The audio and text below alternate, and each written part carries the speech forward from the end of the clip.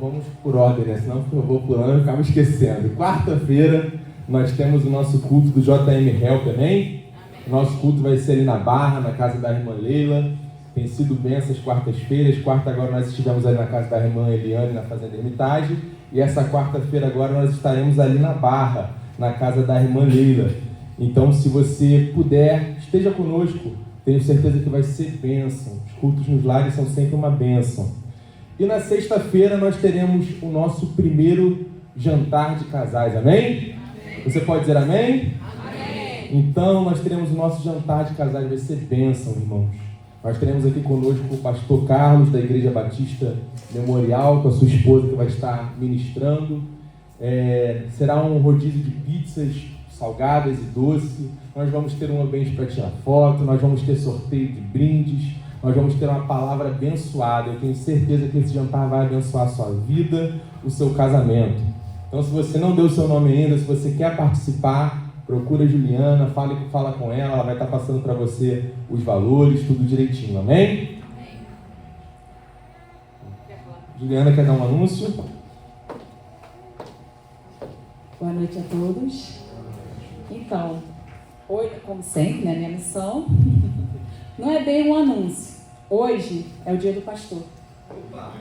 Então, em nome da igreja, nós vamos trazer algumas palavras, né? Te entregar uma lembrancinha por tudo que você tem feito por nós. Querido pastor, neste dia do pastor, queremos expressar nossa sincera gratidão por sua vida e pelo seu ministério, pelo ministério que exerce com tanto amor, carinho e dedicação.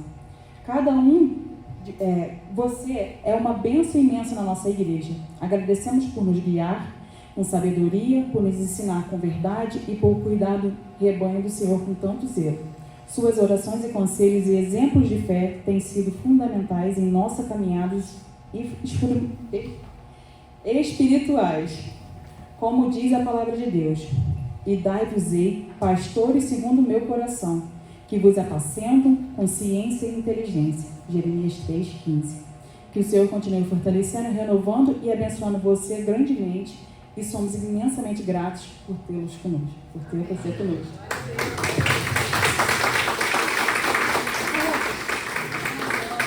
Só muda a cor. Esse negócio já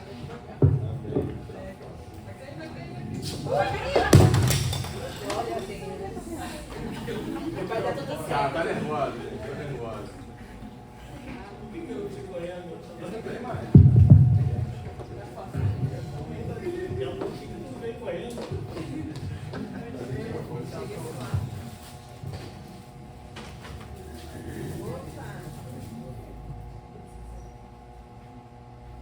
Amém. Obrigado.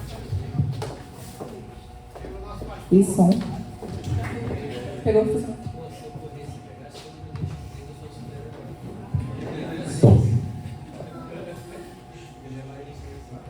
Amém, gente. Obrigado pelo presente.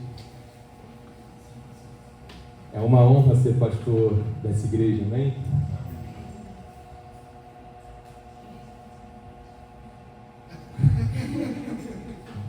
Ai. Me sinto muito honrado, fico emocionado, porque não é fácil, né? Mas quando Deus está na frente, as coisas vão acontecendo e a gente vai vendo a mão dele em cada detalhe. Eu estava falando com um pastor essa semana, que eu lembro que um dos momentos mais difíceis, né, da nossa história, eu lembro que eu cheguei em casa e falei: Deus, o que tu tens para nós? E eu lembro que veio uma canção no meu coração, e Deus começou a falar comigo naquela canção. Eu preocupado com o que ia acontecer, com tudo, e Deus olhou para mim e através da canção ele falou assim: é meu, somente meu todo o trabalho, e o teu trabalho é descansar em mim. E a gente tem descansado no Senhor e até aqui Ele tem nos ajudado, amém?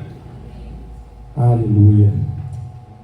Hoje nós vamos começar uma série de mensagens que Deus colocou no meu coração, a série sobre o Sermão do Monte. E você que trouxe a sua Bíblia, está com o seu smartphone, eu quero convidar você a abrir comigo no Evangelho de Jesus segundo o relato de Mateus, capítulo 5. Enquanto você abre, eu quero deixar algumas considerações. Nós já fizemos algumas séries aqui na igreja, né? Nós já fizemos a série das 7 afirmações do Eu Sou de Jesus, no Evangelho de João. Nós fizemos a série das 7 cartas às 7 igrejas do Apocalipse.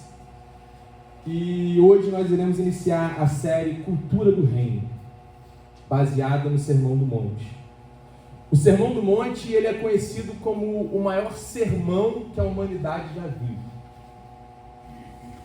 É o sermão ministrado pelo maior pregador de todos os tempos. Seu nome, Jesus. Ele é o maior porque ele é a palavra encarnada. Ele é o maior porque ele é a verdade. Ele é maior do que tudo, do que todos, do que qualquer pregador, e ele trouxe essas palavras que são luz para o nosso caminho. O Sermão do Monte, irmãos, ele é tão relevante que até personalidades que não eram cristãs reconheceram seu valor. Mahatma Gandhi, por exemplo, ele vai dizer que se perdessem todos os livros da humanidade, todos os livros sacros, e restasse apenas o Sermão do Monte, nada estaria perdido. Tamanha importância desse sermão. Esses 3 capítulos do Evangelho de Mateus, capítulos 5, 6 e 7, nos trazem ensinamentos profundos sobre a cultura do reino de Deus. Cultura, nós sabemos que é um conjunto de práticas, de crenças, de valores, conhecimentos, tradições compartilhadas entre o povo. Então, quando nós falamos de cultura do reino, nós estaremos falando aqui sobre a identidade, sobre a missão, sobre o papel da igreja na sociedade, sobre o caráter de um cristão. Esse sermão nos traz muitos ensinamentos. Lá em Gênesis 12, quando Deus vai chamar Abraão, lá de Ur dos Caldeus, de um lugar idólatra, Deus chama Abraão e fala assim: Abraão, eu farei uma grande nação em ti. E Deus ali chama esse homem e ele começa a separar o seu povo. E nós vemos, né, no Pentateuco, por exemplo, por inúmeras vezes Deus tratando com o seu povo aquilo que ele esperava deles. Porque o povo de Israel era para ser um povo separado. Nós vemos inúmeras leis que faziam com que Israel fosse esse povo separado. Não podia casar com estrangeiros, né? Inúmeras outras leis, porque a separação desse povo remetia ao caráter de Deus. Então ele chama Abraão, e esse povo ele vai sendo separado. Vem Moisés, dá as leis, e acontece tudo isso. Porém, quando Cristo chega, quando Jesus Cristo é encarnado, a lei tem que dar licença. Quando Jesus chega, Moisés tem que dar licença, porque chegou o Verbo encarnado, aquele que é a verdade, aquele que por intermédio dele tudo que existe foi feito. E agora ele também vai separar um povo distinto, mas não é só o povo de Israel, mas é o povo daqueles que nele creem. Porque todo aquele que nele crê se torna filho. E ele começa a dar algumas características daqueles que são filhos, daqueles que se enquadram nesse reino e precisam seguir algumas regras, precisam seguir alguns mandamentos, precisam ser alguém diferente. E ele começa no Sermão do Monte. Martin Lloyd Jones ele vai dizer, obrigado, mano, que o Sermão do Monte, nele não nos é recomendado viver deste modo e vos tornareis cristãos, não. O Sermão do Monte ele está dizendo para mim e para você o seguinte: a partir do momento que vocês são cristãos, vivam deste modo. Então, a partir do momento que eu e você, que nós nos tornamos cristãos, nós temos que seguir o Sermão do Monte. A partir do momento que nós dizemos que nós conhecemos esse Jesus, a partir do momento que nós aceitamos Ele como nosso Senhor e Salvador, o caráter dele deve fazer parte da nossa vida. A partir do momento que nós aceitamos esse Jesus, o modo de viver do reino de Deus deve ser estabelecido na nossa vida, nas nossas atitudes, nas nossas práticas. E é isso que Jesus vai mostrar pra gente. Se você perceber comigo, uma das maiores características da igreja contemporânea, dessa igreja que nós vivemos, talvez seja a superficialidade. Nós somos um gigante com milhares de metros, mas ao mesmo tempo nós somos anãos, com centímetros de profundidade. Essa semana eu estava lá na Assembleia de Deus de Pessegueiro com o pastor, e nós estávamos conversando sobre o novo censo do IBGE. Saiu o censo do IBGE de 2022 e, como já era esperado, os evangélicos cresceram absurdamente. 1 a cada 4 brasileiros é evangélico. Se nós contarmos os católicos, os cristãos, 3 a cada 4 brasileiros são cristãos. Ou seja, somos um gigante em números, mas somos pequeninos em profundidade. E eu queria convidar você a refletir comigo. Imagine você, se essa multidão de cristãos, se essa multidão de evangélicos seguissem o sermão do monte. Somos gigantes, mas ao mesmo tempo nós não vemos a diferença na nossa sociedade. Nós não vemos a diferença desse número de cristãos no Brasil. Talvez porque nós não estamos vivendo a verdade da palavra de Deus. Quando eu olho para o cristianismo hoje, olho para o cristianismo do primeiro século, por exemplo, para a igreja de Atos. O pastor Marquinho esteve aqui, ele trouxe um pouco sobre essa igreja de Atos, essa igreja que perseverava na doutrina dos apóstolos, na comunhão dos santos. Quando eu vejo essa igreja e eu comparo com a nossa igreja hoje, eu falo, meu Deus, o que aconteceu? Há um abismo, há uma diferença abissal. Quando eu vejo a igreja do século II, do século III, do século XVI, quando eu vejo a diferença dos crentes de hoje, como os crentes dos valdenses, dos morávios, dos puritanos, e eu falo, Senhor, aonde está essa diferença? Porque eu vejo que a diferença está na superficialidade. Nós não buscamos nos aprofundar na palavra de Deus. Nos tornamos muito litúrgicos, muito domingueiros. Gostamos de palavras de efeito, de luzes, de oração forte, de campanha. Mas não há uma mudança completa em nós. E essa mudança que não está acontecendo em nós tem a ver com a nossa relação com a palavra de Deus. O grande problema da nossa geração é que somos rasos na palavra.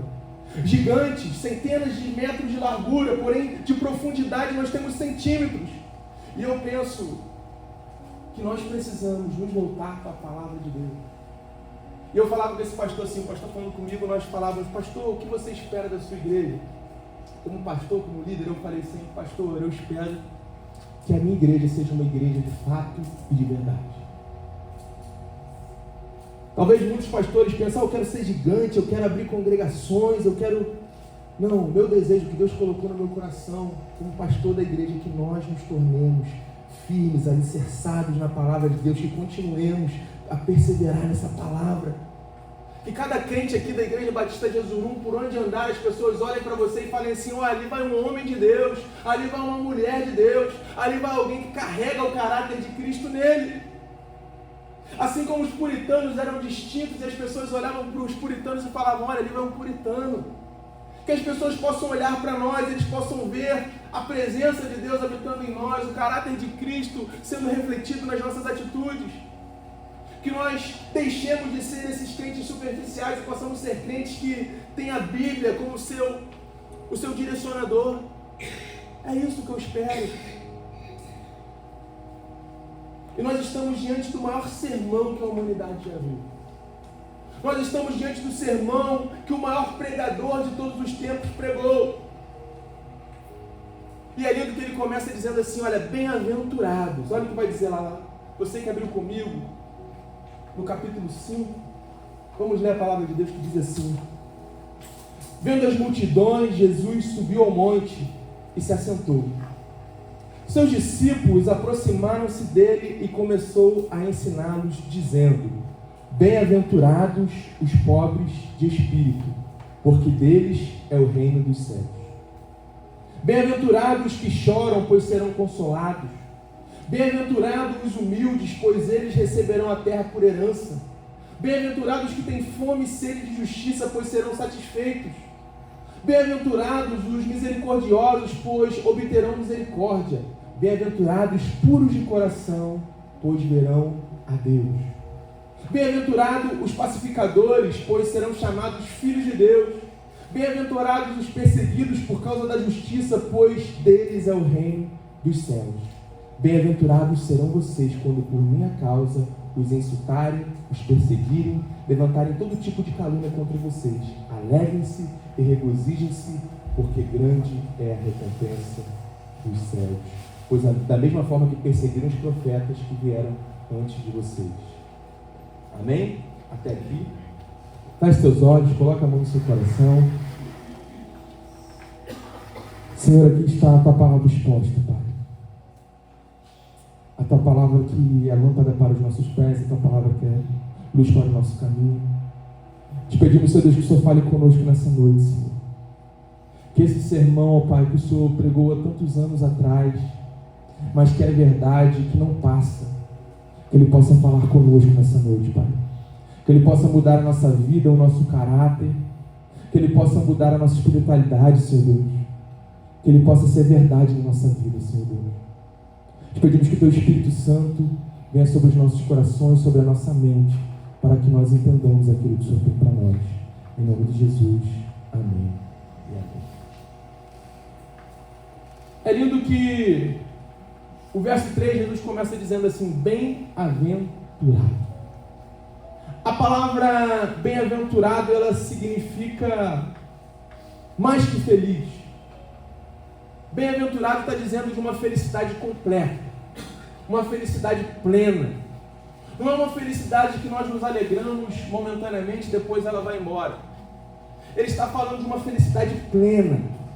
Só que antes de entrar nas bem-aventuranças, que vai ser o escopo da nossa mensagem, eu quero destacar logo no primeiro versículo que aparece algo interessante. No versículo 1 vai dizer que Jesus, vendo as multidões, ele subiu ao monte, se assentou, e seus discípulos aproximaram-se dele. Seus discípulos fizeram o quê? Então a primeira lição que eu tiro desse texto, irmão, é uma característica do discípulo. O discípulo é alguém que se aproxima de Deus para aprender dele. Discípulo é alguém que tem um coração ensinável. Havia uma multidão, mas o verso está dizendo para mim e para você que os discípulos, eles se aproximaram para aprender de Jesus. A maior característica de um discípulo é que o discípulo, ele tem um coração ensinável. Talvez você diga: pastor, então eu sou um discípulo, porque eu tenho um coração ensinável. Mas eu quero dizer para você, irmãos, que o grande desafio da nossa geração é ter um coração ensinável.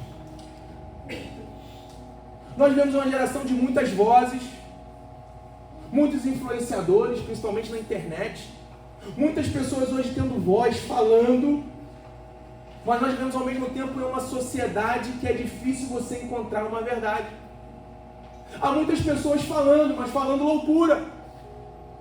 Há muita gente dizendo que está falando em nome de Deus, mas muitas vezes o que falta para essas pessoas é Deus, é verdade.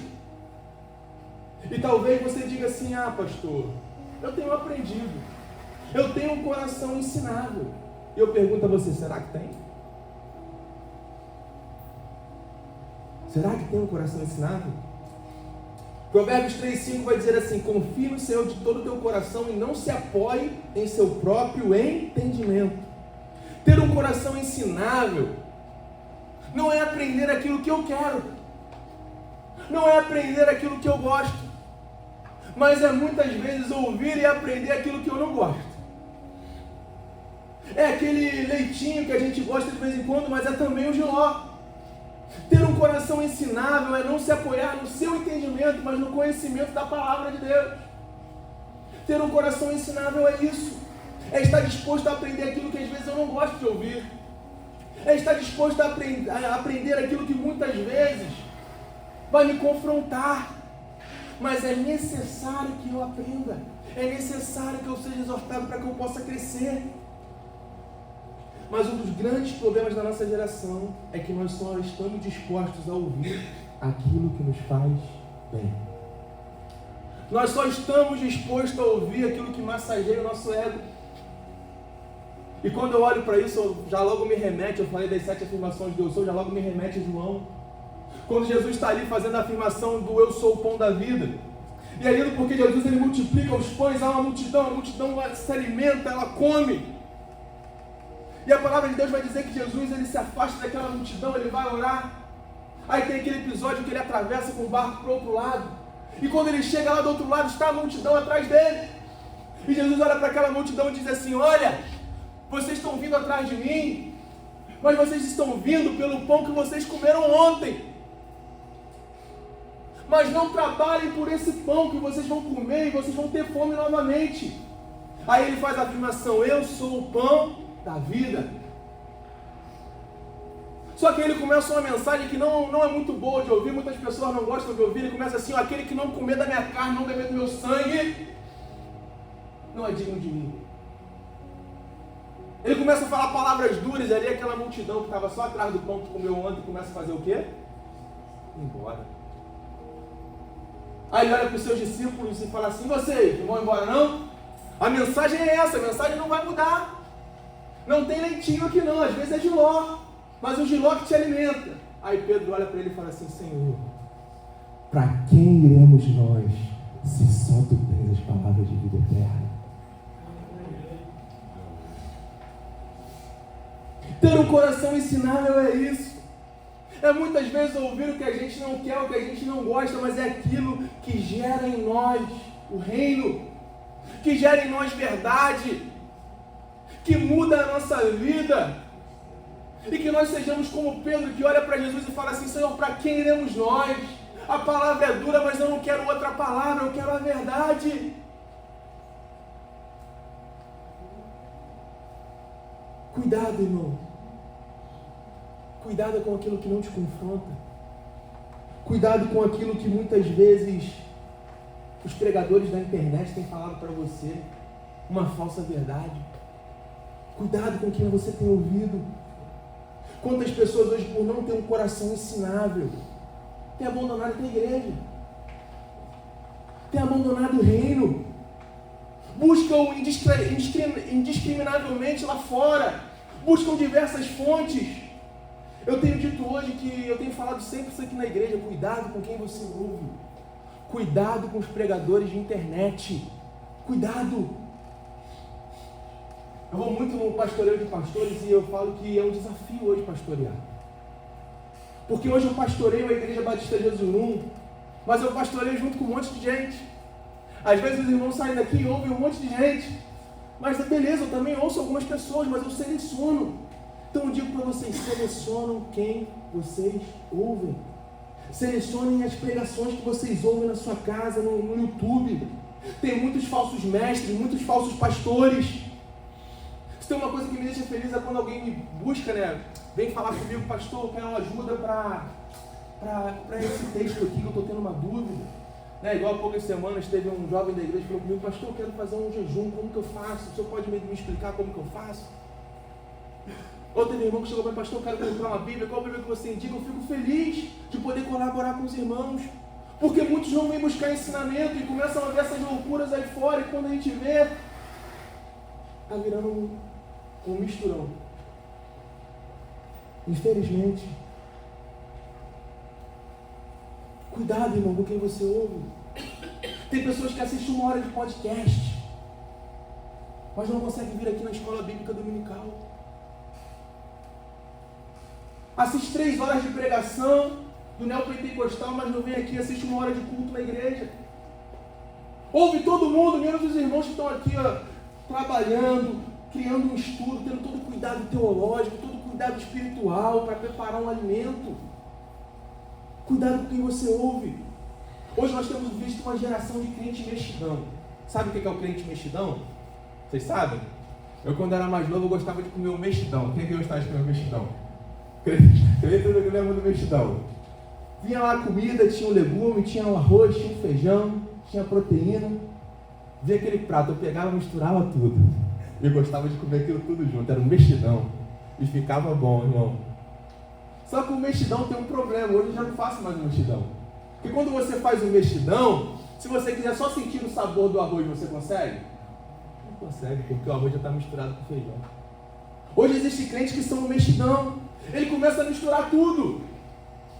Pega o neopentecostal, pega lá o histórico, aí daqui a pouco ele pega o cara da igreja da área VIP, daqui a pouco ele pega o cara da ação social, e ele sai misturando. Quando ele vê, irmão, começa a dar curto. Ele já não sabe, não tem mais uma linha. Virou um crente mexidão. Cuidado para você não virar um crente mexidão. Cuidado, irmão.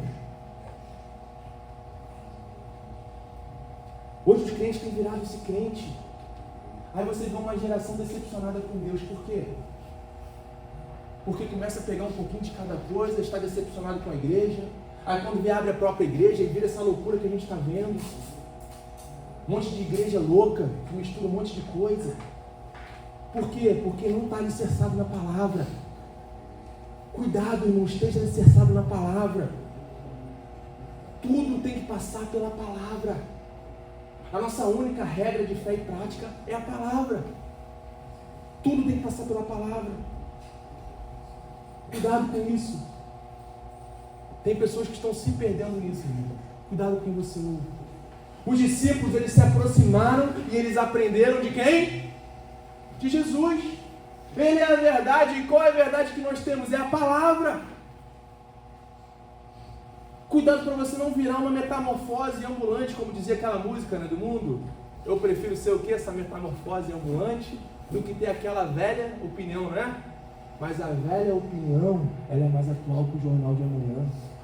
Ela não precisa ser atualizada, ela não precisa ser ressignificada, ela não precisa nada, porque ela é verdade absoluta, ela é eterna, ela é a palavra de Deus, que é lâmpada para os nossos pés e luz para o nosso caminho. É isso, irmão. Nós não precisamos de novas estratégias, nós não precisamos de métodos para a igreja, não. O que nós precisamos é estar alicerçados na palavra de Deus. A palavra. Seja um discípulo, se aproxime de Jesus, aprenda de Jesus, aprenda da palavra. Não adianta você ler 1000 livros e você não ler a Bíblia. Não adianta você ouvir 50 pregações e não ler um versículo. É a palavra de Deus, é ela, a verdade de Cristo em nós. Busque a palavra de Deus, seja discípulo, tenha um coração ensinável, mas é um coração ensinável para a palavra, para a Bíblia. Não é um coração ensinável somente para aquilo que você gosta de ouvir, para aquilo que massageia o seu ego, não. É para a palavra. Ter um coração ensinável. Mas ele continua. Os discípulos, eles tiveram esse coração ensinável, eles se aproximam de Jesus para aprender de Jesus, e Jesus começa a ensinar. E ele começa a ensinar, ele começa a falar das bem-aventuranças. As bem-aventuranças, elas falam de felicidade e elas falam do caráter do cristão. É lindo que dentro desse sermão, as bem-aventuranças, como eu falei, elas significam mais que feliz. Elas significam uma felicidade plena. Existe uma verdadeira felicidade. Uma felicidade plena, uma felicidade absoluta que só é encontrada em uma pessoa, que é Jesus. John Stott, em seu livro Contra a Cultura, ele vai dizer que as bem-aventuranças falam de 8 características do caráter do cristão em relação a Deus, em relação a si e em relação às pessoas. Se nós olharmos as bem-aventuranças, elas remetem à nossa relação com Deus, a nossa relação consigo e a nossa relação com o nosso próximo. Eu costumo dizer que a grande verdade para nós nos encontrarmos na caminhada é nós encontrarmos a Deus, nós encontrarmos nós mesmos, descobrirmos a nossa identidade e nós encontrarmos o nosso próximo. Você já viu a história de Jacó? Jacó, ele começa a viver uma crise. Ele pega lá a primogenitura de Esaú e ele começa a viver uma crise. Ele sai, foge. Mas de repente ele chega em Peniel e ele encontra Deus. E quando ele encontra Deus, Deus muda o nome dele, ele descobre a sua identidade, que ele não é Jacó, o usurpador, mas ele é Israel. E após encontrar com Deus, encontrar consigo, aí sim, após ele encontra com Esaú novamente. Nós precisamos encontrar com Deus, encontrar consigo, encontrar com o nosso próximo. E é isso que o Sermão do Monte ele vai mostrar para nós. Então o texto vai dizer que aquele que vive o Sermão do Monte, ele encontra a verdadeira felicidade, a plena felicidade. Quantos aqui querem ser felizes? Levanta a mão. A felicidade, ela não é, eu postei essa frase hoje, a felicidade ela não é um lugar onde se vai, mas é uma maneira como se caminha.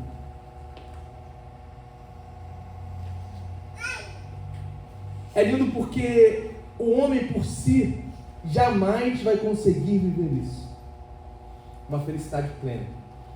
Mas a partir do momento que ele encontra Jesus, aí sim ele vive uma felicidade plena, uma felicidade verdadeira. E se nós olharmos as bem-aventuranças, a felicidade é um resultado de um relacionamento correto com Deus, conosco e com o nosso próximo. Então vamos dividir essa exposição em 3 facetas. A primeira vai ser as bem-aventuranças que nós nos relacionamos com Deus, depois com o nosso próximo e depois consigo e depois com o nosso próximo. Mas hoje nós falaremos apenas de uma bem-aventurança para podermos expor o texto tranquilo. Nós vivemos em um mundo, gente, que as pessoas têm buscado a felicidade a todo custo. A todo custo as pessoas buscam a felicidade. Elas buscam a felicidade nas religiões, elas buscam a felicidade nas drogas, no álcool, na balada, elas buscam a felicidade nos prazeres. A todo custo o ser humano ele busca a felicidade. É uma busca desenfreada. Tudo que o homem busca, tudo que o homem procura é a felicidade. As pessoas tentam de todas as maneiras, de todas as formas buscar a felicidade. Porém, toda vez que o homem procura a felicidade à margem de Deus, o que ele encontra é decepção. Ele não encontra plenitude. E não há problema em buscar a felicidade. John Piper vai dizer que o nosso problema não é a busca da felicidade, mas o nosso problema é nos contentar com uma felicidade rasa demais, com uma felicidade passageira demais, com uma felicidade superficial demais. Quando Deus tem para mim e para você a mais bela, a mais plena felicidade. Então Jesus está aqui abrindo para mim e para você o que é a verdadeira felicidade. Eu vou começar dizendo que a verdadeira felicidade é um paradoxo para o mundo. Talvez se você perguntar às pessoas o que é a felicidade, muitos vão dizer para você, a felicidade é ter dinheiro. A felicidade é ter bens. A felicidade é ter um carro do ano. A felicidade é ter reconhecimento humano. É ter autoridade. Como se a verdadeira felicidade estivesse em coisas materiais. Mas Jesus está dizendo para mim e para você que a verdadeira felicidade não é o que o mundo abraça. A verdadeira felicidade não é o que o mundo aplaude, mas a verdadeira felicidade é aquilo que o mundo repudia. Jesus está dizendo aqui no texto que nós lemos, olha, bem-aventurado, feliz é o pobre, feliz é o que chora, feliz é o manso. Talvez se você perguntar para o mundo, como pode ser feliz alguém que chora? Pode. Como pode ser feliz alguém que é pobre? Se você parar para pensar, gente, esses valores estão esquecidos aqui no mundo hoje. Porque feliz é o cara que tem autoridade. Feliz é o cara que não é manso, não. Feliz é aquele cara que ele mata tudo no peito, ele é soberbo. Esse que é feliz. Mas Jesus está dizendo ao contrário. Jesus está dizendo que feliz é o pobre, feliz é o manso. Então a proposta de Jesus de felicidade, ela não está ligada ao mundo. Mas ela está ligada a um reino diferente. O reino de Deus. É interessante, irmão, que o ser humano tem buscado felicidade em tudo à margem da Bíblia. Em tudo que Jesus, ele rechaça aqui nesse texto. Ele busca nos prazeres, nas riquezas. E um grande exemplo que nós vemos é Salomão. Salomão, quando ele escreve o livro de Eclesiastes, ele está vivendo uma crise. Uma crise. E é curioso que quando ele começa a escrever, ele começa a recitar ali, ele faz um relato sobre a busca da alegria, a busca da felicidade. E ele começa dizendo que ele buscou a felicidade no álcool. Ele achou que a felicidade estava no fundo de uma garrafa. Mas ele não encontrou. Então ele começa a buscar a felicidade na riqueza. Ele se tornou um homem rico. Ele tinha palácios, ele construiu um templo. Mas ele vê que a felicidade também não estava disso.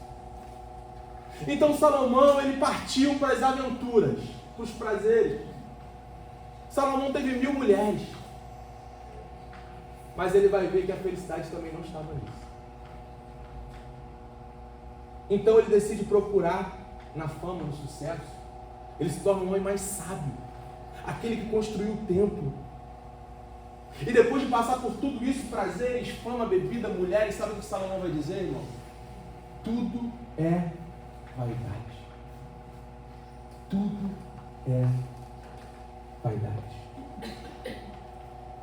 E eu pergunto a você, aonde está a verdadeira felicidade? Nos prazeres? Nas riquezas? Na bebida? Nas drogas? Por isso que a felicidade bíblica ela é um paradoxo para o mundo. Mas ela é um paradoxo também porque, na ótica de Jesus, a felicidade ela não está nas coisas externas, mas ela está nas coisas internas. É por isso que Jesus não disse assim, olha, bem-aventurados ricos. Eles têm coisas, eles têm posses, eles têm dinheiro. Eles têm tudo isso. Mas a verdadeira felicidade não está nas coisas que você toca. Não está nas coisas externas, mas a verdadeira felicidade está dentro do seu coração. Sabe por que riqueza não é felicidade, irmão? Porque a Bíblia diz que Deus colocou a eternidade dentro do coração do homem. Então tudo que perece, tudo que não é eterno, não vai trazer felicidade para você. Não vai trazer plenitude para você. Existe um vazio dentro de nós que só Deus pode suprir. Como disse Blaise Pascoal, há um vazio dentro do homem do tamanho de Deus. Você pode buscar em tudo, em riqueza, em fama, em bens, em posses, mas se você não encontrar, se você não tiver um encontro verdadeiro com Jesus, você não vai ser feliz, você não vai ser completo. Mas é também um paradoxo para o mundo, porque não é uma promessa apenas para o futuro, mas é uma promessa para o presente. Tem pessoas que acham que o reino de Deus é só uma coisa futura, já viu, gente? Não, os crentes não serão felizes aqui na terra, não. Aqui é dor, é choro, é ranger de dente, o crente só vai ser feliz lá no céu. Tem gente que prega que parece que o mundo aqui, né, irmão? Aqui tu não consegue ser feliz, ser crente é ser triste. Crente não pode fazer nada, crente não pode se divertir, crente não pode dançar, crente não pode fazer nada. O crente é um extraterrestre. Não, a promessa é para o futuro, mas é para o presente também.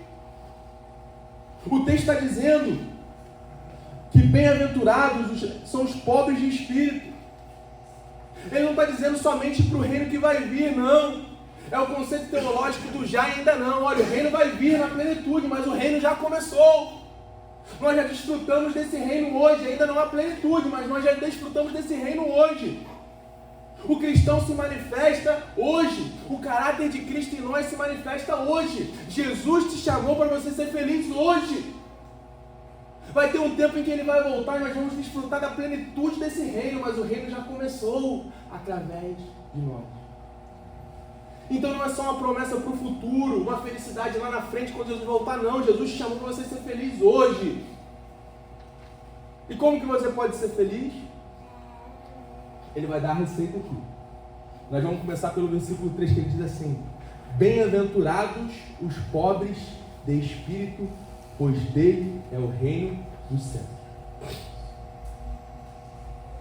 Primeira coisa que eu quero enfatizar é que felizes são os pobres de espírito.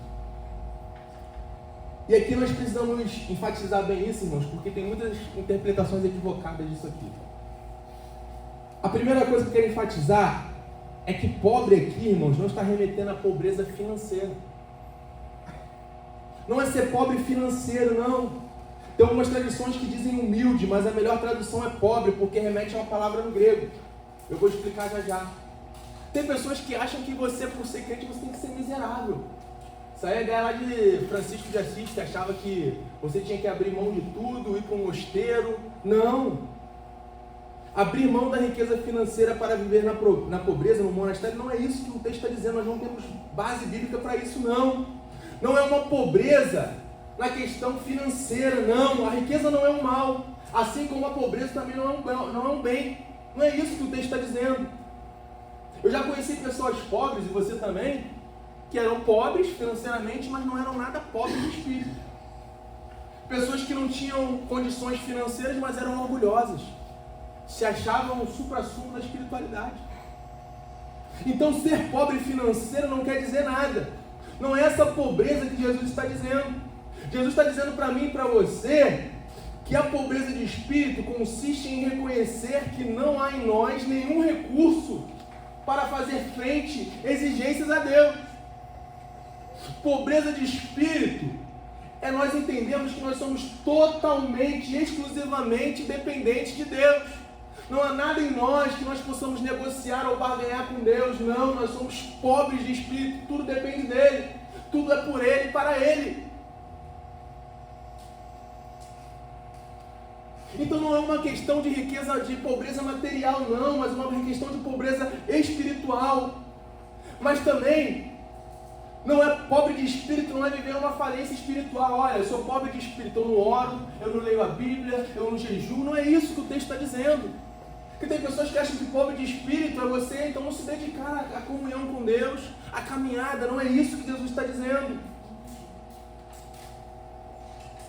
Mas pobre de espírito também não é uma falsa humildade.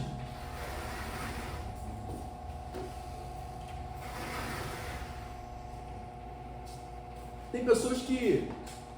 eu sou pobre de espírito. Eu sou o verme do carrapato. Eu sou pobre, eu sou... não é isso. Quando você se menospreza, você está colocando em xeque o Criador. Não é isso. Não é uma falsa humildade. Eu sou isso, eu sou aquilo. Não é isso que o texto está dizendo, não. Então, pastor, o que é ser pobre de espírito? O que Jesus está ensinando afinal? Como eu disse, a primeira bem-aventurança fala da relação com Deus.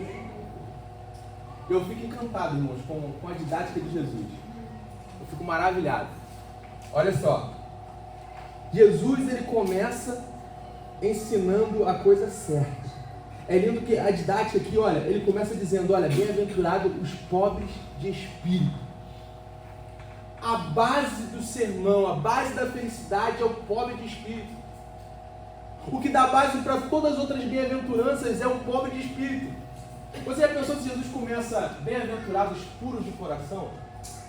A gente ia entrar em crise, não ia? A gente ia entrar em crise, não, mas ele começa bem-aventurado os pobres de espírito, porque os pobres de espírito dá base para tudo. E é curioso que quando nós olhamos no grego, há duas palavras para pobres. A primeira palavra no grego para pobre é penês. Penês quer dizer que uma pessoa pobre, mas que ela trabalha, ela tem o seu sustento, ela tem um teto, ela consegue se alimentar, mas ela não tem luxo. Ela é pobre, mas ela vive. Ela consegue suprir as suas necessidades básicas. Então essa é a palavra penês. Mas há também a palavra grega pitokós. Pitokós descreve uma pobreza absoluta. Aquela pessoa que é pobre de maré, mas não tem nem o que comer. Ela mendiga, ela depende de tudo para alguém socorrer ela, porque ela não tem em si meios. E a palavra que Jesus usa aqui, quando ele diz pobre de espírito, não é penês. Ele usa pitokós, que quer dizer que o homem, ele é exclusivamente carente de Deus. Não há nada em nós que nós possamos levar diante de Deus para barganhar com Deus, não, mas nós somos pobres, pitocós, nós somos mendigos espirituais que nós dependemos única e exclusivamente de Deus. Não há nada em nós, irmãos, que nós possamos chegar para Deus, olha, Senhor, eu sou isso, eu sou aquilo, para barganhar com Ele, não. Talvez seja por isso que o Senhor, ele resistiu tanto aos fariseus, porque os fariseus se orgulhavam, né? Olha, nós somos o supra-sumo, nós somos sábios, né? Eles oravam agradecendo a Deus suas qualidades. Mas Jesus resistiu a essas pessoas. Os fariseus, eles batiam palma para eles mesmos. Eles se elogiavam. Mas Jesus resistiu a essas pessoas. Mas Jesus, ele se aproximou dos publicanos. Como aquele publicano que chega diante do Senhor e diz assim: Senhor, tem misericórdia de mim. Eu não tenho nada para oferecer em favor do Senhor, mas tenha misericórdia de mim. A grande evidência que alguém encontrou Jesus, irmão, é quando ela reconhece o quão falho ela é. É quando ela reconhece que ela não tem nada nela que possa chegar diante de Deus para oferecer como uma barganha. Não, porque ela é totalmente dependente de Deus. Semana passada eu estava conversando com um pastor que ele tem um podcast. Nós estávamos conversando que eu vou no podcast dele. E ele estava falando para mim, pastor, mas o que você acha que é a evidência de que alguém teve um encontro com Deus? O que tu acha dos dons? Estava até falando isso com o Leandro essa semana, dos dons. A grande evidência que alguém encontrou Jesus para mim é que essa pessoa, quando tem um encontro verdadeiro com Deus, ela reconhece o quão humano, o quão falho ela é. Isaías, capítulo 6, quando Isaías olha lá os céus abertos, vê os serafins, quando ele vê aquela majestade de Deus, ele olha para si e fala assim: eu sou um homem de lábios impuros, habito no meio de um povo de impuros lábios. Quando Moisés se depara com Deus, ele fala: eu não sou capaz, eu não sei nem falar. João Batista, ele está pregando 400 anos de silêncio de Deus, não havia profeta. Ele vem, ele rompe esse silêncio, ele começa a profetizar. Mas quando ele vê Jesus, ele fala: é desse que eu tenho falado todo o tempo. Eu não sou digno nem de desatar as sandálias dos pés. A grande evidência de que alguém encontrou Jesus é que ele reconhece a sua humanidade. Ele reconhece que ele não é merecedor de nada, de receber nada, mas tudo é graça. Por isso que eu tenho uma desconfiança quando eu vejo pessoas falando: eu sou bom, eu sou o espiritual, eu sou o supra-sumo. O profeta, tem crente, parece que ele só falta pouco, só falta estar no céu, né, gente? Que é tão perfeito que eu falo, dá até para desconfiar. Por que esse camarada está fazendo na terra, irmão? Esse camarada tinha que estar no céu. Ele vê defeito em tudo, só ele é o bom. Só ele que é o supra-sumo. Mas não, irmão. Quando eu vejo que alguém, quando olha para si, diante da majestade de Deus, reconhece o quão falho é, aí sim essa pessoa teve um encontro verdadeiro, genuíno com Deus. Quando eu me deparo com o que é perfeito, o que é imperfeito em mim logo aflorece. É isso. Quer ter um encontro com Deus. Martin Lloyd Jones, ele vai dizer que não estamos aqui considerando um homem face a face com outro homem, não. Tem pessoas que olham para Deus como se ele estivesse com outro homem. Não, irmãos, ele é perfeito. Ele é majestoso, ele é glorioso. Quando nós estamos diante da presença dele, o que é imperfeito em nós logo aflora. Nós vemos que nós temos uma falência espiritual, nós dependemos totalmente e exclusivamente dele. Ser pobre de espírito é isso. É exatamente isso que ser pobre de espírito significa. Eu não tenho nada, eu dependo completamente de Deus, completamente da graça dele, do favor dele. Se vocês olharem para trás um pouco, nós fizemos a série das 7 igrejas do Apocalipse. Vocês lembram da igreja de Esmirna? Uma igreja pobre, não tinha bens, não tinha riqueza. Mas quando Jesus olha para aquela igreja, ele olha e fala assim: na verdade você é rica. Porque ela era rica daquilo que o dinheiro não compra. Quanto mais pobre de espírito você for, mais rico você será aos olhos de Deus. Quanto mais virtudes você atribuir a você, mais miserável você vai ser diante de Deus.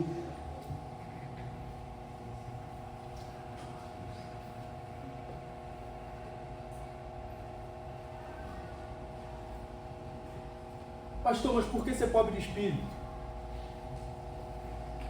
Porque ser pobre de espírito, porque só assim nós podemos ser cheios do Espírito de Deus. Primeiro nós precisamos estar vazios de nós para que Ele possa nos encher do seu Espírito. Não é à toa que Martin Lloyd Jones também ele vai dizer que nós não podemos ser cheios de Deus enquanto não formos esvaziados de nós mesmos.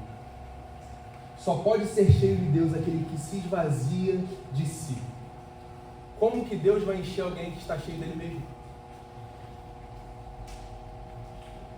Tem pessoas que estão tão cheias de si que Deus não consegue encher dele. Estão transbordando de si, transbordando de ego.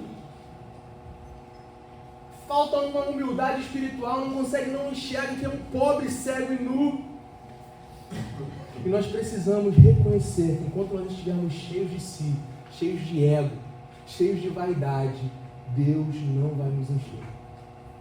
Primeiro você se esvazia de si, aí sim Ele enche você.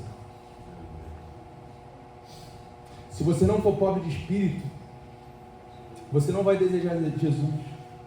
Você não vai desejar a graça dele. Você vai se contentar com você mesmo.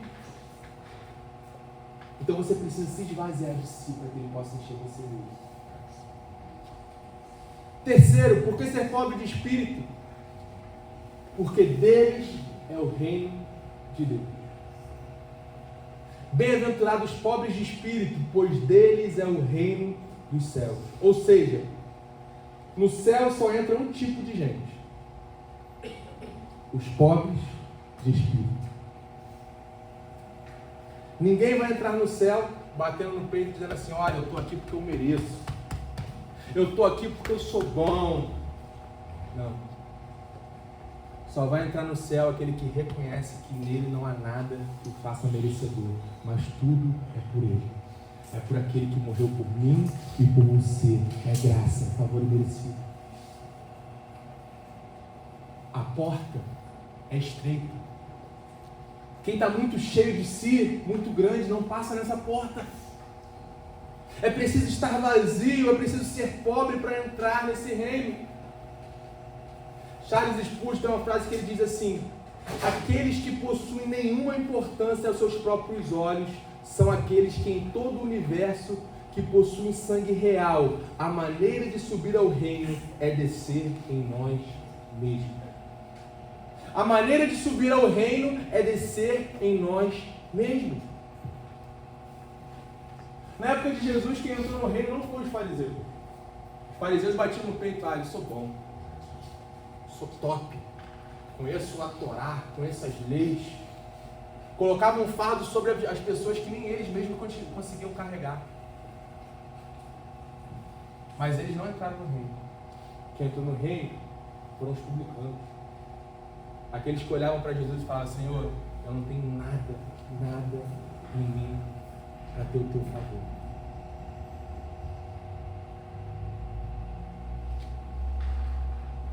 Quem está cheio de si não consegue passar na porta estreita. O reino é para aqueles que são pobres, para aqueles que entendem que são totalmente dependentes de Deus, que não há nada neles que possa os fazer merecedor, mas é tudo pela graça, e graça é favor imerecido, ninguém merece.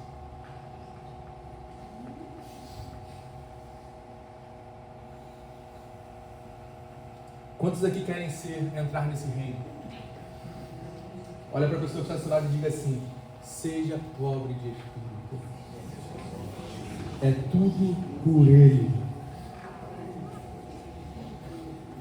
Pastor, mas como eu sei que eu sou pobre de espírito? Como eu posso saber se eu sou pobre de espírito? A primeira coisa para nós entendermos que nós somos pobres de espírito é quando você reconhece que toda a base da sua aceitação por Deus é mérito de Jesus. A base da aceitação sua para com Deus é mérito de Jesus. Em quem está a base para ser recebido por Deus? Na sua vida. Em quem você tem confiado para ser aceito por Deus? Se você tem confiado, pastor, eu acho que eu sou pobre de espírito, que eu sou recebido por Deus, que eu vou entrar no céu. Eu vou ser salvo porque eu não bebo, eu não fumo, eu não cheiro, eu não me prostituo. Eu vou entrar no céu porque eu não traio minha esposa. Eu vou entrar no céu porque eu cumpro tudo isso. Essa é a base? Não, pastor, eu vou entrar no céu porque eu sapateio, eu rodopio, eu revelo, eu falo uma rajada de língua.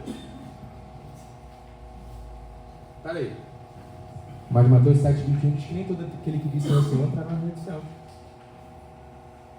Diz que vão chegar para ele e vão dizer assim: Senhor, mas em teu nome profetizamos, em teu nome operamos maravilhas, em teu nome cantamos, pregamos, fizemos tanta coisa. O Senhor vai olhar para eles: olha, camarada, tudo que tu fez foi só por você. Te falta ser pobre de espírito.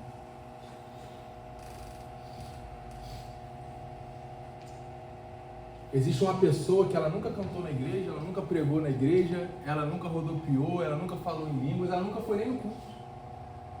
Mas ela inaugurou o céu. Foi o ladrão da cruz. E existem pessoas que naquele dia, quando o reino vier, frequentaram a vida toda, mas faltou ser pobre de espírito. A grande evidência que faz eu e você perceber que nós somos pobres de espírito é quando nós entendemos que nós somos totalmente dependentes de Jesus.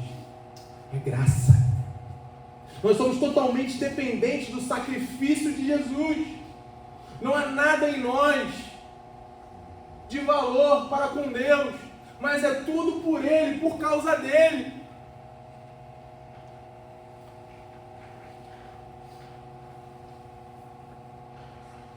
É por isso que o amor de Deus ele nos constrange.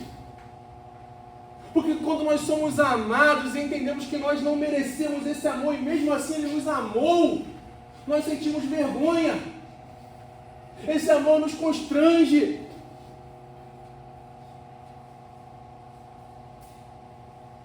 Como o Leandro leu aqui no início do culto, Deus ele provou o seu amor morrendo por nós, sendo nós ainda pecadores. Nós não merecíamos, mas foi graça.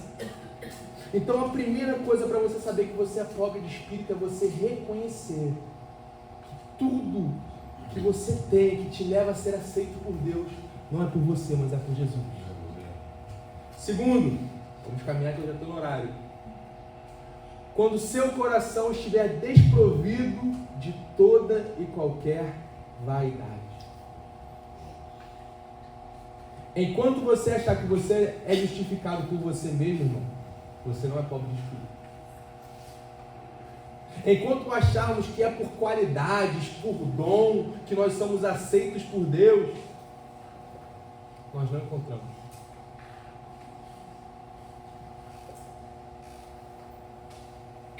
É interessante que quando você ler o livro de Jó, você vai ver que Jó era um homem íntegro. Isso quem fala é Deus. Um homem justo, um homem que aos olhos humanos não tinha erros, era um homem justo, um homem íntegro.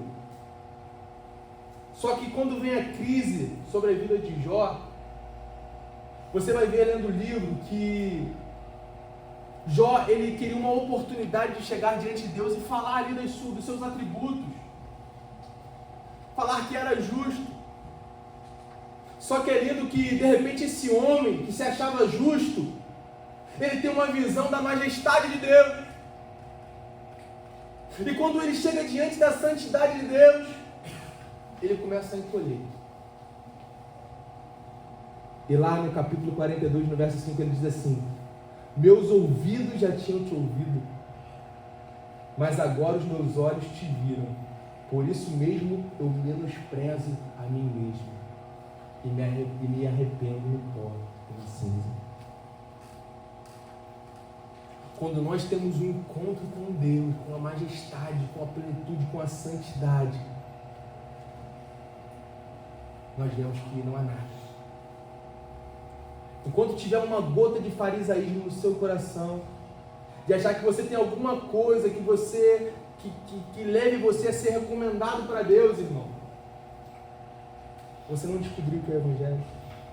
Quando tiver uma gota de mérito em você, que acha que essas são as suas qualidades que te levam para o céu, os seus predicados morais, o seu dom, falta ainda para você ser pobre de espírito. O reino de Deus, a lógica é contrária do mundo. No reino de Deus, o pobre é rico e o rico é pobre. No reino de Deus, quem perde a vida ganha, e quem acha a vida perde. No reino de Deus, ser cheio de si é ser miserável, é ser pobre, cego e nu, e ser vazio de si é ser cheio de Deus. No reino de Deus, ser pobre de espírito é ser rico aos olhos de Deus. Os pobres de espírito vivem as ricas promessas do reino de Deus. Bem-aventurados os pobres de espírito, porque deles é o reino de quem? Deus. Olha que lindo, irmãos. O texto não diz que o reino será. Ele diz que o reino é. Ele não está fazendo uma projeção para o futuro. Não, ele está fazendo uma promessa para hoje também. Embora nós não podemos desfrutar desse reino na plenitude, agora nós já podemos usufruir dele hoje. Isso quer dizer que eu e você, nós podemos ter certeza da nossa salvação. Eu e você, nós sabemos que nós estamos seguros.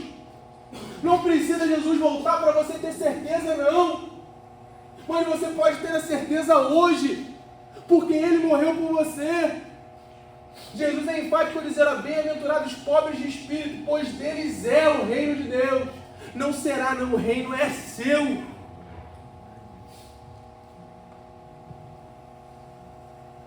Isso é lindo, porque um dia nós vamos desfrutar desse reino. Mas para finalizar, não é apenas uma promessa de salvação futura, mas é uma promessa de felicidade hoje, de ser bem-aventurado hoje. A palavra bem-aventurado aqui é a palavra grega makarios.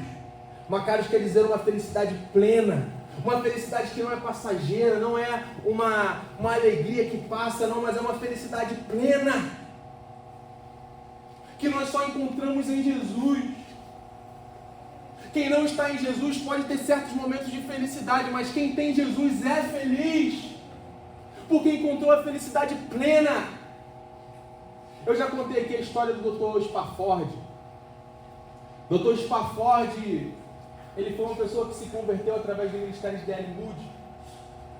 E o Dr. Spafford tinha muitas riquezas, muitos bens. E de repente, quando D.L. Moody estava numa conferência em Chicago, a cidade pega fogo, o Dr. Spafford perde inúmeras posses.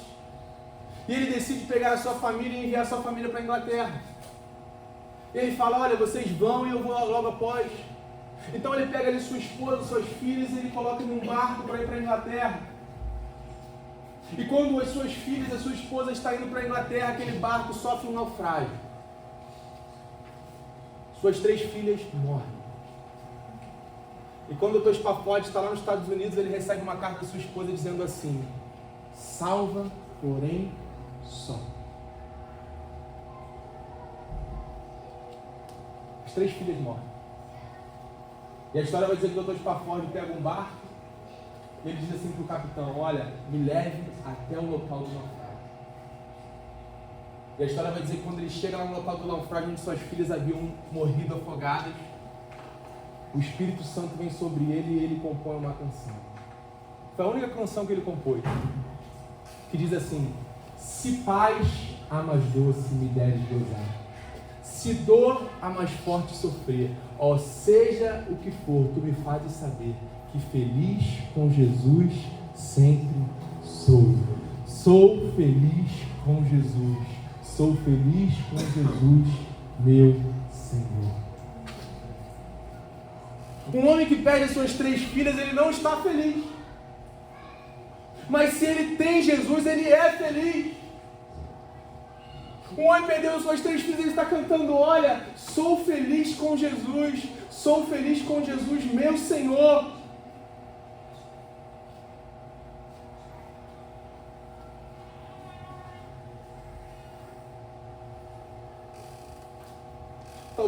chegou aqui e você tem passado por momentos de dificuldade, momentos que você não tem estado feliz. Talvez assim como esse homem, você tem sentido circunstâncias da sua vida que tem tirado a tua felicidade por um determinado momento, a sua alegria. Você pode não estar feliz agora por uma circunstância, mas eu quero dizer para você que se você for pobre de espírito, se você viver a cultura do reino, do Filho de Deus, se o céu for a sua pátria, você vai ser feliz, você é feliz.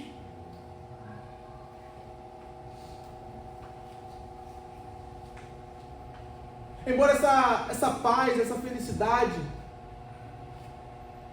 ainda não seja plena, nós passamos por dificuldades, haverá um tempo que nós vamos desfrutar da paz eterna, queridos. O reino já começou e ele há de vir. Quando o Filho de Deus se manifestar na sua glória, quando ele voltar para nos buscar, nós desfrutaremos da plenitude desse reino, em um lugar onde não há choro, onde não há dor, em um lugar onde as circunstâncias não tentam roubar a nossa alegria, mas um lugar onde nós viveremos e desfrutaremos dele, da presença dele, onde há adoração. É isso, é essa promessa que ele tem para nós. Mas esse reino pertence aos pobres de espírito. Não é por nós, é por ele. Queria chamar aqui o Ministério de Louvor.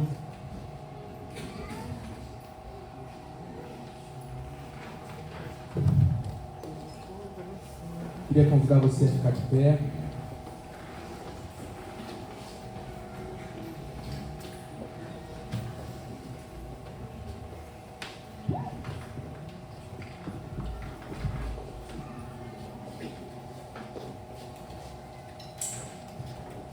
Não sei como você chegou aqui nessa noite.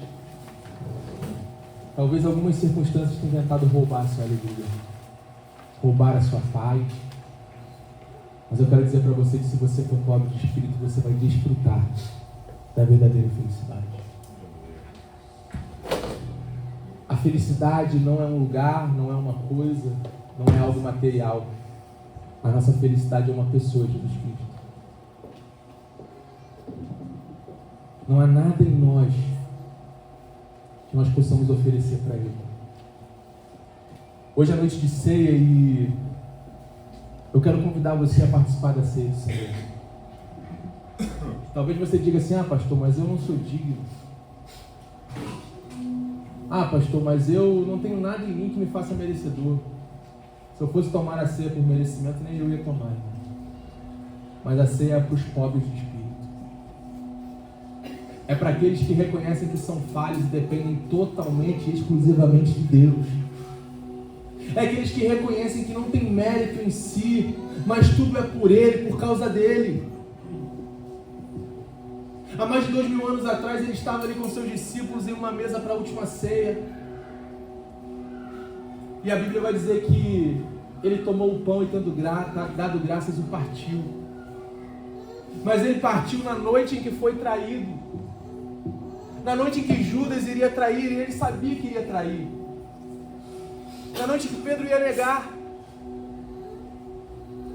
E ele era perfeito, ele era Deus encarnado, ele não tinha pecado, ele podia olhar para aqueles homens naquela mesa e dizer assim: olha, Judas, você não vai participar dessa mesa porque você vai me trair. Olha, Pedro, você não vai participar dessa mesa porque você vai me negar 3 vezes. Olha, Tomé, você não vai participar porque você não tem nem fé, você precisa ver para crer. Tiago, João, não, vocês são irados, vocês querem lançar fogo sobre a cidade. Não. Mas aquele que poderia excluir qualquer pessoa da ceia foi aquele que repartiu o pão. Repartiu o pão com aquele que iria trair, repartiu o pão com aquele que iria negar. E é aquele que reparte o pão com você nessa noite. É aquele que reparte o pão com os pobres de espírito, com aqueles que estão aqui como eu nessa noite, que não tem nada para oferecer, que não tem mérito algum, que erram todos os dias, falam todos os dias, mas reconhecem que dependem totalmente, exclusivamente dele. Aqueles que tentam acertar, mas muitas vezes não conseguem, erram, pecam, mas sentem dor. que quando chegam diante da presença maravilhosa, majestosa dele, reconhecem o que precisa mudar em si, que reconhecem que são imperfeitos, que dependem totalmente desse Deus perfeito. Não é nada em nós, queridos, que nos façam merecedores. Não é nada, mas tudo é por Ele. Ele te amou com um amor incondicional, mesmo você sem merecer. Ele te amou sabendo que amanhã você vai pecar, mas Ele te amou mesmo assim, independente disso, porque a graça é favor imerecido. Não é por merecimento, não é por mérito próprio, mas é por amor. Ele provou o seu amor, morrendo na cruz por mim e por você. Hoje é noite de pobres de espírito, pessoas falhas, participarem desse pão e reconhecerem que são totalmente dependentes dele.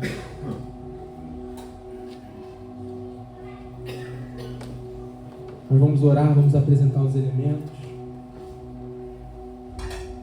Enquanto nós apresentamos os elementos, você ora, você fala com Ele, você confessa os seus erros, os seus pecados.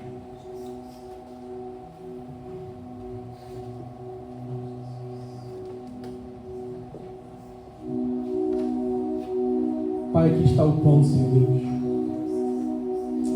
O pão que representa o teu corpo, Senhor.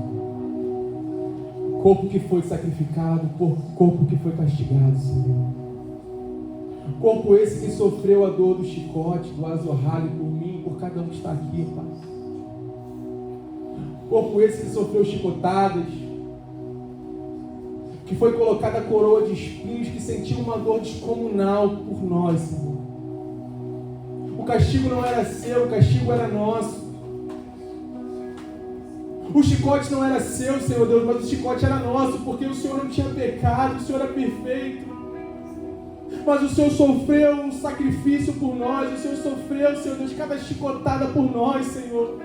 O Senhor carregou aquela cruz pesada por nós, para que nós não viéssemos a perecer, Senhor.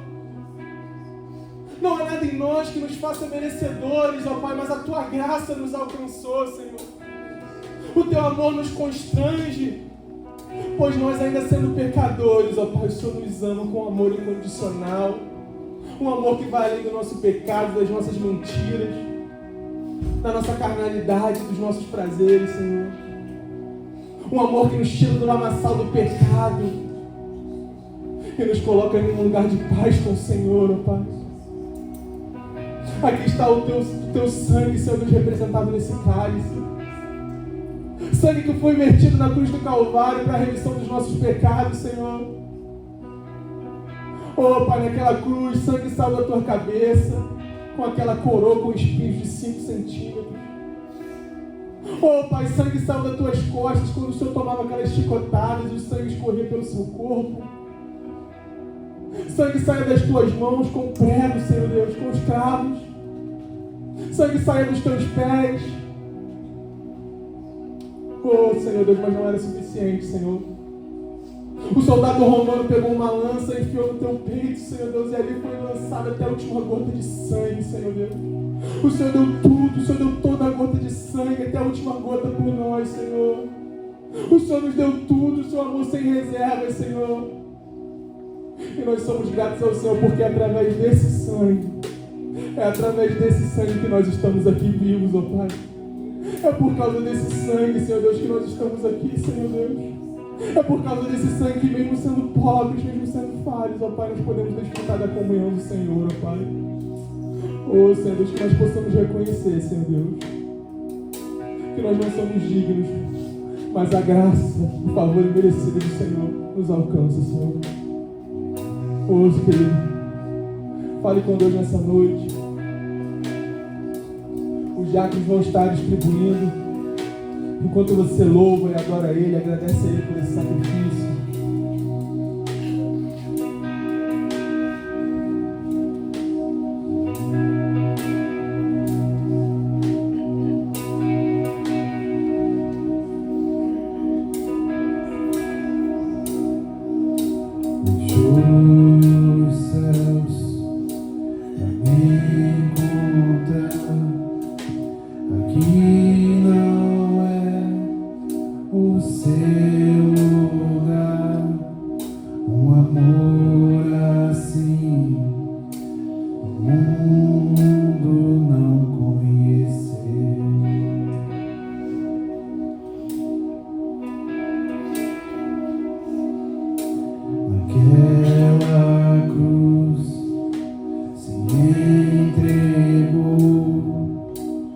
Teu perdão me alcançou, um amor assim o mundo não conheceu.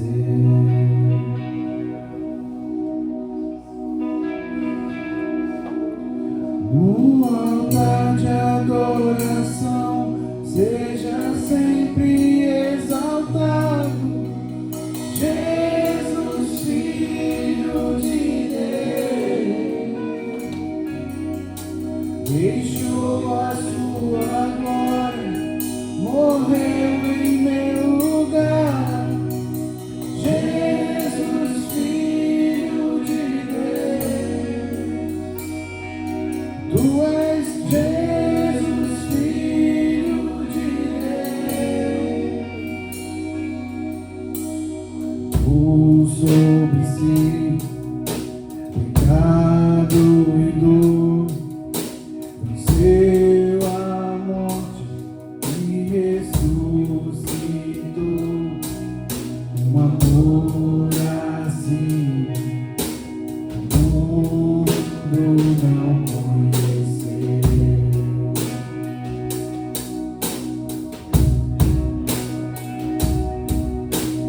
Vou sobre si pecado e dor, venceu a morte, ressuscitou, um amor assim o mundo não conheceu.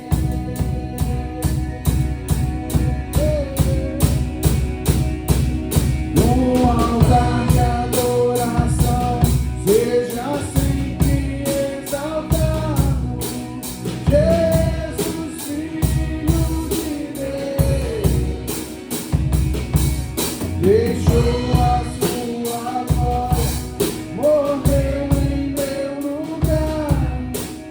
Jesus, Filho de Deus, Jesus, Filho de Deus, seja exaltado, engrandecido,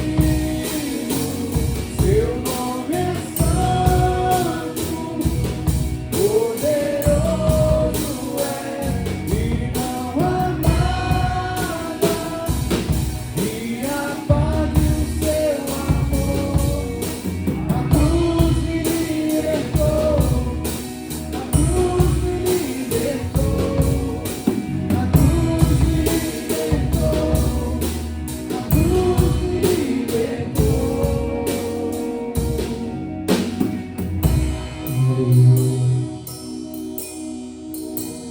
1 Coríntios, capítulo 11, verso 23, diz assim: Pois recebi do Senhor o que também lhes entreguei, que o Senhor Jesus, na noite em que foi traído, ele tomou o pão e, tendo dado graças, partiu e disse: Este é meu corpo que é dado em favor de vocês.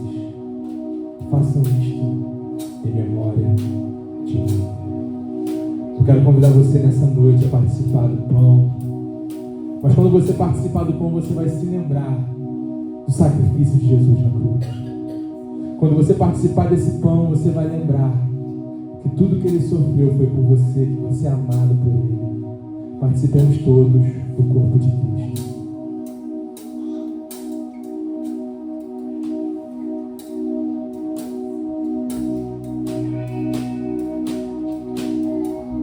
Semelhantemente, ele tomou o cálice e ele disse: Este é o cálice da nova aliança no meu sangue. Façam isso sempre que beberem e comerem em memória de mim, porque sempre que comerem deste pão e beberem deste cálice, vocês anunciam a morte do Senhor até que ele venha. Este cálice representa o sangue de Cristo. É através desse sangue que eu e você, mesmo pobres de espírito, mesmo cheios de vaidade, de pecado, nós temos os nossos pecados purificados. É através desse cálice que, quando nós confessamos os nossos pecados, ele é fiel e justo para nos perdoar É através desse cálice que eu e você nós vamos alcançar o reino de Deus. É através desse cálice que nós podemos ter a certeza da nossa salvação. É através desse cálice que nós sabemos que um dia toda lágrima será enxugada, toda tristeza vai passar, porque nós viveremos e abundaremos com Ele na glória. Se você crê nisso, troque o cálice com seu irmão, diga para ele: eu tenho comunhão contigo, meu irmão.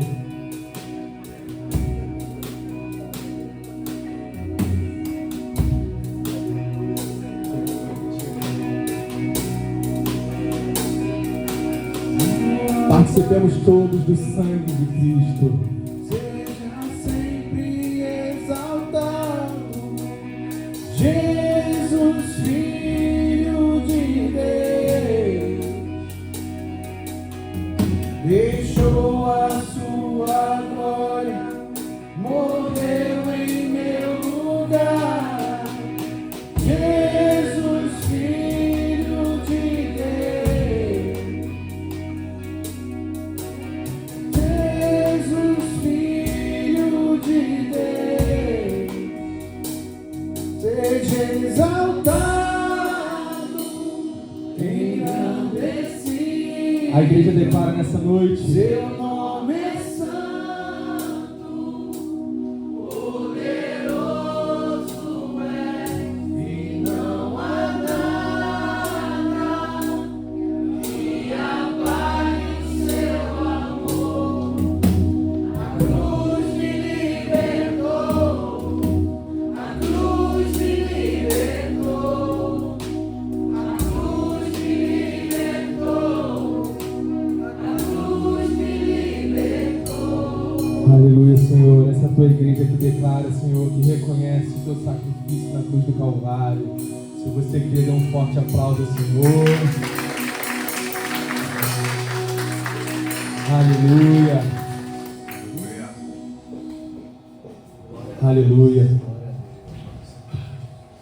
Vamos orar? Pai, aqui está o teu povo, Senhor Deus. O teu povo que reconhece o teu sacrifício. Dê uma semana abençoada a cada um que está aqui, Senhor Deus. Abençoa cada família representada. Que cada um nessa semana, Pai, possa perceber o quanto é dependente de Ti, o quanto é carente do Senhor, o quanto necessita ser pobre de espírito. Que nós venhamos, ó Pai, nessa semana nos esvaziar cada vez mais, para que possamos ser cheios de Ti, cheios do Teu Espírito Santo. Dê uma semana abençoada, Pai, para cada um aqui. Blinda a família, blinda os filhos, blinda os pais, blinda o casamento, Senhor Deus. Nós entregamos tudo ao Senhor, porque tudo pertence ao Senhor, ó Pai. E nós declaramos que o Senhor é o Deus das nossas vidas. Nós te agradecemos pelo Teu sacrifício, Senhor Deus. Nos dê uma semana abençoada debaixo da Tua graça, do Teu amor.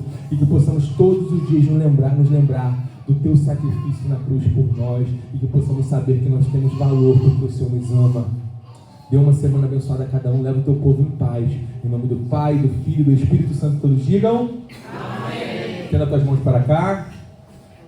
Que o amor redentor de Jesus Cristo, de Deus Pai, que a graça de Jesus Cristo, seu Filho, essa graça que nos alcança mesmo sem merecer, e que as doces consolações do Santo Espírito de Deus seja com todos que aguardam a volta de Cristo. Toda a igreja diga amém. Olha para a pessoa que está do seu lado e diga para ela: tenha uma semana abençoada. Irmãos, rapidinho. Por favor, não saiam, que ainda não acabou. O Ministério de Jesurim vai fazer uma homenagem ao pastor. Um momentinho. Irmãos, enquanto o Jesurim está organizando, eu vou pedir o Juan para dar um anúncio aqui para vocês. Gostaria também de lembrar que nós temos pessoas nos visitando hoje, então, por dizer, sejam bem-vindos no nome santo de Jesus, se sintam em casa. Se você está perto de alguma pessoa que está me visitando, dê um abraço nela, dê um aperto de mão, diga para ela: seja bem-vindo.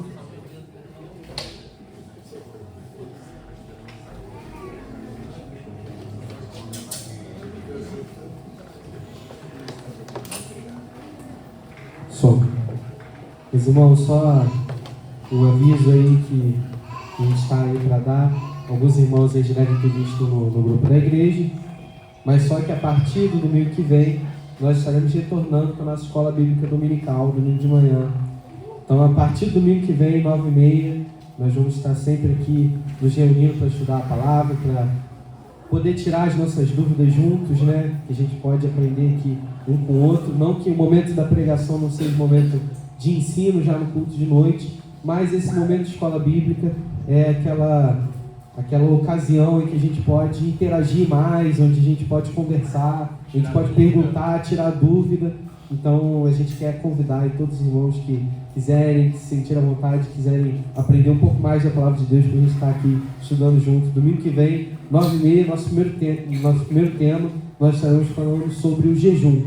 Então a gente vai estudar aí o que a Bíblia fala sobre o jejum, né? Qual que seria o jejum correto. Então a gente vai fazer jejum, vamos fazer o jejum de Coca-Cola, jejum de Facebook, jejum de Instagram, né? Que tantas vezes a gente já viu aí, muita gente faz. Mas será que é assim que a Bíblia ensina? Será que não é? Enfim, essas dúvidas e muito mais a gente vai estar aqui tirando no próximo domingo, 9h30, amém?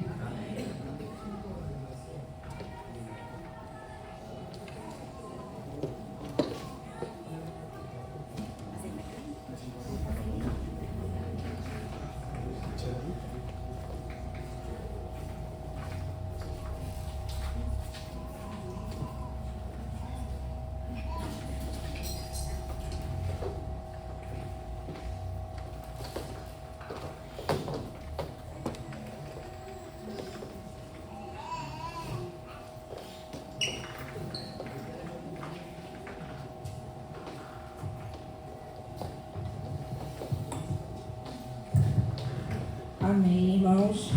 Boa noite. Pastor, essa é uma pequena homenagem da Jesuíta para você. Eu vou te convidar a sentar aqui.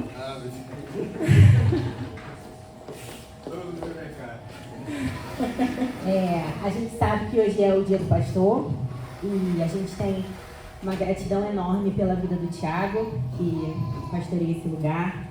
O Ministério de Jesus é muito grato por tudo que ele faz pela gente, por quanto Deus usa a vida dele para nos abençoar.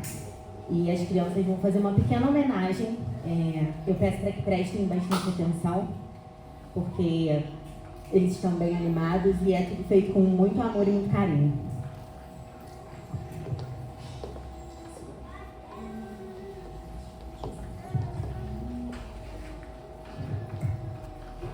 Pastor, sei que o senhor deve estar pensando o que eu posso fazer com uma cesta vazia. Ela está vazia, mas nós pedimos ao Senhor que Ele o encha com boa medida, recalcada, sacudida e transbordante em sua vida. Nesse dia tão especial que é o dia do pastor.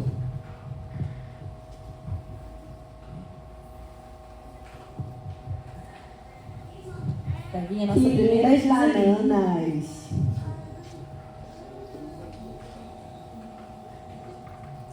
Que linda essas bananas. Elas representam as bênçãos que o Senhor na sua vida. Ele vê o teu sofrer, mas esta é a prova que Ele nunca esquece de você. Pare e pense, quantas bênçãos do Senhor ganhaste no decorrer deste ano, porque será abençoado o homem que tem o Senhor.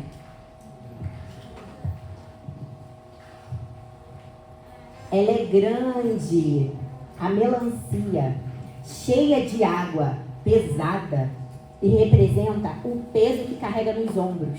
Água são as lágrimas que tem derramado por nós nas madrugadas, muitas vezes sem palavras, somente gemidos. Obrigada, pastor, porque Deus tem ouvido a tua oração e tem nos abençoado através do Senhor. Xiii! Essa fruta é azeda e significa as aflições que tem passado durante este ano.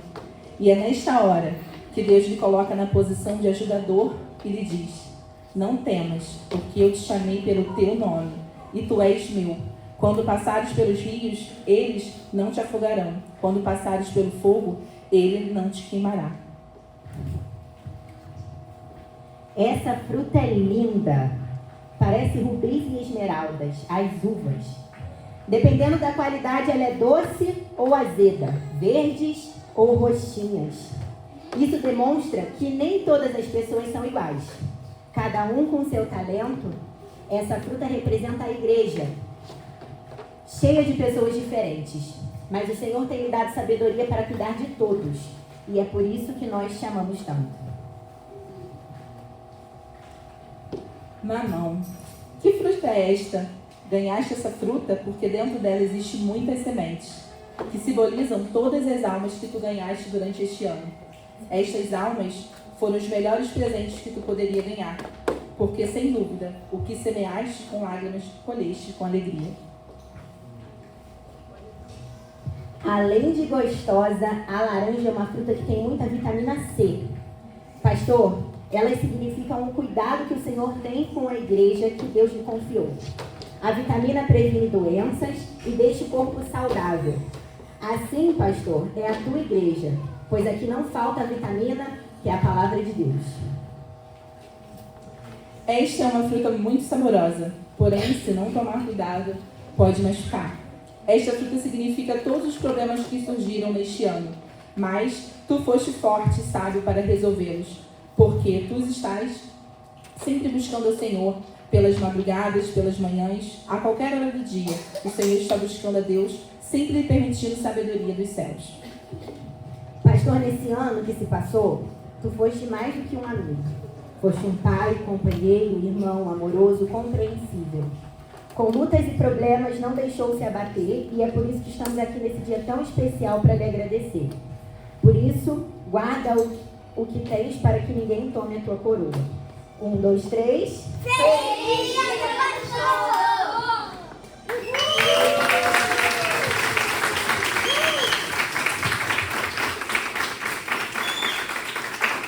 Esse é só um pouquinho do carinho que a gente tem pelo Senhor. Eu queria pedir para que o Juan... Cadê o Juan? Para que o Juan viesse aqui, por favor. Para a gente poder fazer uma oração para o nosso pastor, que a igreja se colocasse de pé.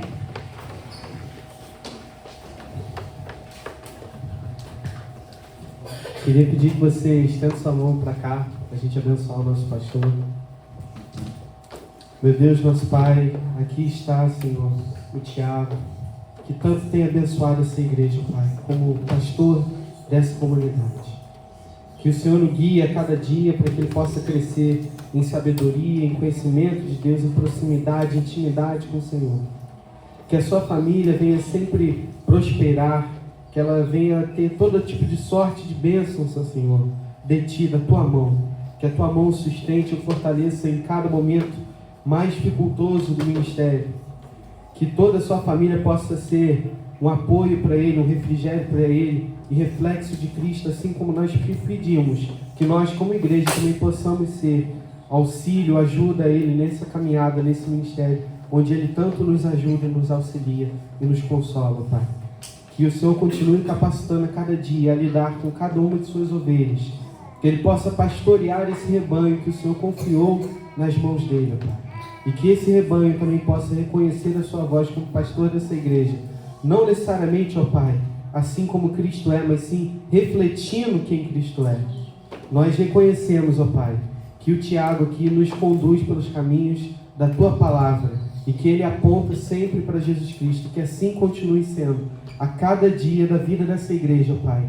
Que nós possamos crescer e amadurecer no amor de Deus, junto com o Tiago, com toda a sua família, Senhor. Que todas as bênçãos estejam sobre essa igreja, sobre essa comunidade, sobre essa família, sobre todos aqueles que seguem a Tua Palavra com amor, fidelidade e permanência. Em nome de Jesus, ó Pai. Amém e amém.